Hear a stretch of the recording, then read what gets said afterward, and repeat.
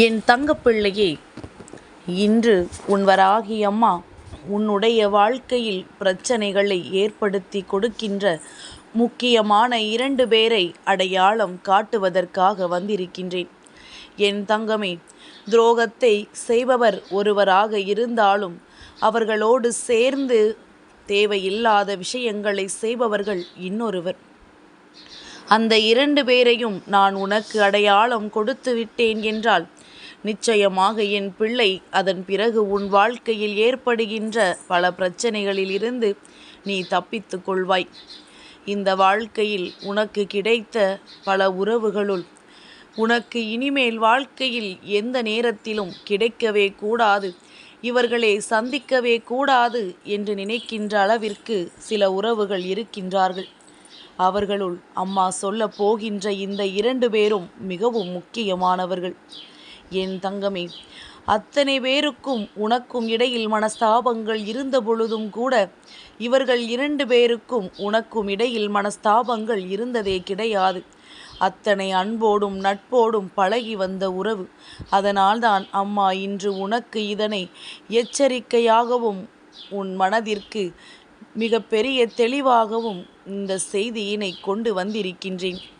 என் தங்கமே, வாழ்க்கையில் ஏமாறலாம், ஆனால் ஏமாற்றமே வாழ்க்கையாக மாறிவிடக்கூடாது. உன்னுடைய வாழ்க்கை இப்பொழுது அப்படிதான் மாறிவிட்டது. நீ எல்லோரிடமும் உண்மையாகத்தான் பழகினாய். ஆனால் உன்னைப் போலவே எல்லோரும் இருக்க வேண்டும் என்று நினைத்தது தவறல்லவா? என் தங்கமே, பொதுவாகவே குடும்பம் என்ற ஒன்று வந்துவிட்டால் அதில் ஒவ்வொருவரினுடைய மனநிலையும் ஒவ்வொரு விதமாக இருக்கும். சிலரது உணர்வுகள் ஒன்று போல இருக்கும். 4 பேர் சேர்ந்து கொண்டு ஒருவரை வேதனைப்படுத்துவார்கள். இப்படியெல்லாம் இருக்கின்ற ஒரு உறவு உன்னை சுற்றி இருப்பது எந்த தவறும் இல்லை. ஏனென்றால் இது எல்லோருக்குமே உள்ள நியாயமான விதிதான். இந்த விதிப்படி உன் வாழ்க்கையில் இன்று நடந்து கொண்டிருக்கின்ற விஷயம் உன் தாயானவள் என்னாலே ஏற்றுக்கொள்ள முடியாததாக மாறிவிட்டது. ஏனென்றால் உன் வாழ்க்கை நன்றாக இருக்கக்கூடாது என்று உன் வாழ்க்கையில் கெடுதல்களை செய்ய நினைப்பவர்கள் வேறு யாராகவோ இருந்திருந்தால் அம்மா நிச்சயமாக அதனை ஏற்றுக்கொண்டிருப்பேன். ஆனால் இதை செய்தவர்கள் உன்னிடத்தில் அத்தனை உதவிகளை பெற்றவர்கள், உனக்கு அத்தனை அன்பினை அள்ளி கொடுத்தவர்கள், உனக்கு எப்பொழுதும் ஆறுதலாக இருந்தவர்கள். அவர்களுக்கு ஒரு ஆறுதல் தேவை என்றால் உன்னைத்தான் தேடி வந்தார்கள். இப்பேற்பட்ட ஒரு உறவு இன்று உன் வாழ்க்கையை அழிக்க நினைக்கின்றது, உன் வாழ்க்கை நன்றாக இருக்கக்கூடாது என்று நினைக்கிறது என்றால் நிச்சயமாக அதில் ஏதோ ஒரு காரணம் ஒளிந்து கிடக்கின்றது. அவர்கள் தானாக இதனை செய்யவில்லை. அவர்களோடு இருந்து கலகத்தை மூட்டிக் கொண்டிருக்கின்ற இன்னொருவளையும் நான் உனக்கு அடையாளம் காட்டித்தர வேண்டும். என் தங்கமே, நன்றாக இருக்கின்ற ஒரு உறவு, உன் மீது அன்பு வைத்திருக்கின்ற ஒரு உறவு, உன்னைத்தான் தனக்கு ஆறுதல் என்று நினைத்து கொண்டிருக்கின்ற ஒரு உறவு திடீரென்று உன்னுடைய வாழ்க்கையில் உனக்கு எதிராக திரும்புகிறது என்றால் அவர்களை பின்னால் இருந்து ஆட்டி வைத்து கொண்டிருப்பவர் யார் என்பதனை நீ புரிந்து கொள்ள வேண்டுமல்லவா? எல்லோருடைய மனநிலையிலும் அத்தனை சுலபமாக மாற்றங்களை ஏற்படுத்திவிட முடியாது. இவர்கள் மனதில் இத்தனை மாற்றங்களை ஒருவரால் ஏற்படுத்த முடியும் என்றால் அவர்கள் யார் என்பதனை நீ புரிந்து கொள்ள வேண்டும். இந்த புரிதலைத்தான் இப்பொழுது அம்மா உனக்கு சொல்வதற்காக வந்திருக்கின்றேன். என் தங்கமே, உன்னுடைய வாழ்க்கை உனக்கென்று அத்தனை அழகாக தெய்வத்தால் கொடுக்கப்பட்டது. அதை நீ அழகாகவும் வாழ்ந்து கொண்டிருக்கின்றாய்.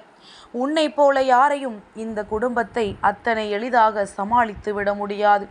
ஏனென்றால் நீ அந்த அளவிற்கு கஷ்டப்பட்டாலும் எப்படியும் நாம் நல்லபடியாக இருந்தாக வேண்டும் என்பதில் அத்தனை கவனமாக இருந்து வாழ்ந்து கொண்டிருக்கின்றாய். இப்பேற்பட்ட இந்த சூழ்நிலையில் என் பிள்ளை உன் வாழ்க்கையில் ஏற்படுகின்ற சில பிரச்சனைகளினால் மனமுடைந்த பொழுதெல்லாம் உனக்கு ஆறுதலுக்கு தேடிய உறவுதான் அம்மா சொல்கின்ற இந்த உறவு. என் தங்கமே, நீ ஆண் குழந்தையாக இருக்கும் பட்சத்தில் நீ தேடிய உறவு ஆண். அதே நேரத்தில் நீ இப்பொழுது கேட்டுக்கொண்டிருப்பது பெண் குழந்தையாக இருக்கும் பட்சத்தில் நீ தேடிய உறவு ஒரு பெண். என் குழந்தை, ஆனால் கலகத்தை மூட்டியது எல்லோருக்கும். பொதுவாக அது ஒரு பெண்தான் என்பது குறிப்பிடத்தக்கது. என் தங்கமே, என்ன நடந்தது என்று இப்பொழுது உன் வராகி நான் உனக்கு விளக்கமாக சொல்கின்றேன். என் தங்கமே, உன்னுடைய குடும்பத்தில் இருக்கின்ற சில உறவுகள் எப்பொழுதுமே உன்னிடத்தில் மனஸ்தாபங்களோடு இருந்து கொண்டிருக்கின்றார்கள். அவர்களோடு இருக்கின்ற ஒரு உறவு உன்னோடு நல்ல நட்புறவில் இருந்து கொண்டிருக்கின்றது. நீயோ அந்த உறவிடத்தில் நட்பு என்ற பெயரில்தான் பழகி கொண்டிருக்கின்றாய். சொந்தக்காரர்கள் பந்தக்காரர்கள் என்றெல்லாம் நீ பழகவில்லை. ஏனென்றால் சொந்த பந்த உறவுகளுக்கிடையில் ஒரு சிறிய பிரச்சனை ஏற்பட்டாலும் நாம் இவர்களையும் முறிக்க வேண்டி வரும் என்பதனால் நீ அவர்களோடு நட்புணர்வோடு பழகி வந்தாய். ஆனால் என் குழந்தை, ஒரு முக்கியமான காலகட்டம் வரும் பொழுது உண்மையாகவே அந்த குடும்பத்திற்கும் உனக்கும் பிரச்சனைகள் ஏற்பட்ட பொழுது இவர்கள்தான் முதலில் தலையிட்டு உன்னை பார்த்து யார் என்று கேட்டார்கள்.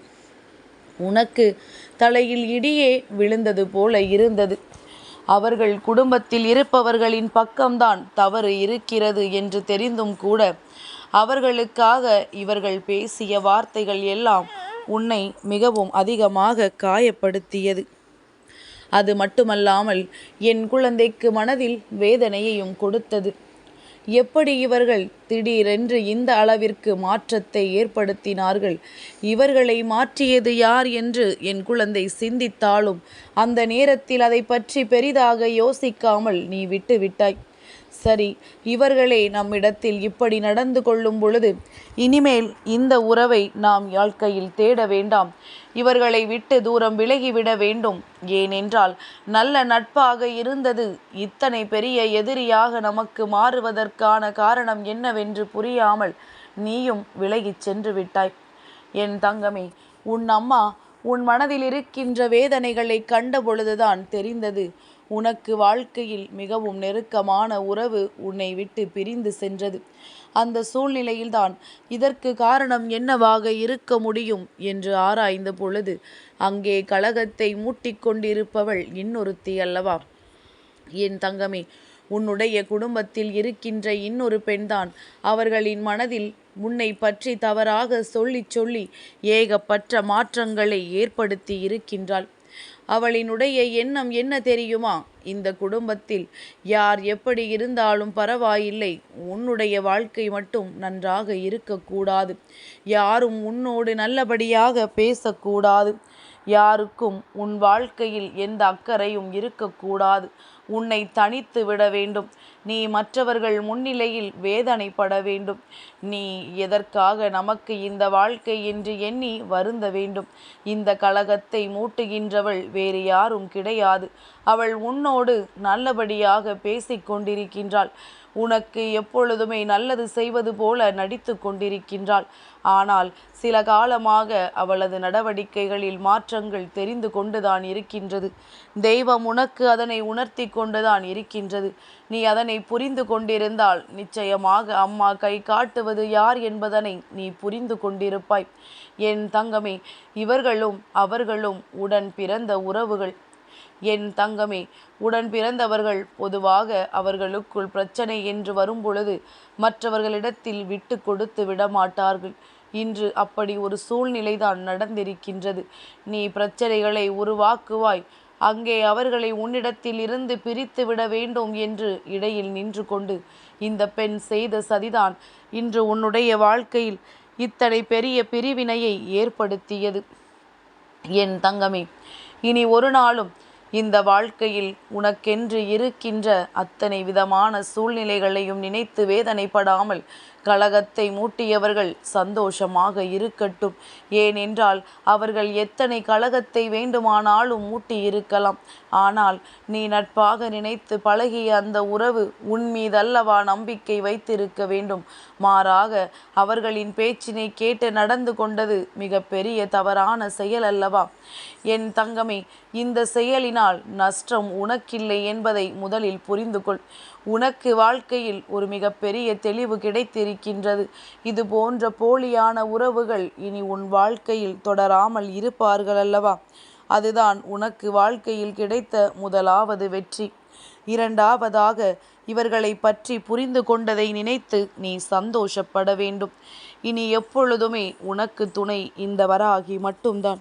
என் தங்கப்பிள்ளைக்கு இந்த வராகி அம்மாவினுடைய ஆசீர்வாதங்கள் எப்பொழுதும் உண்டு.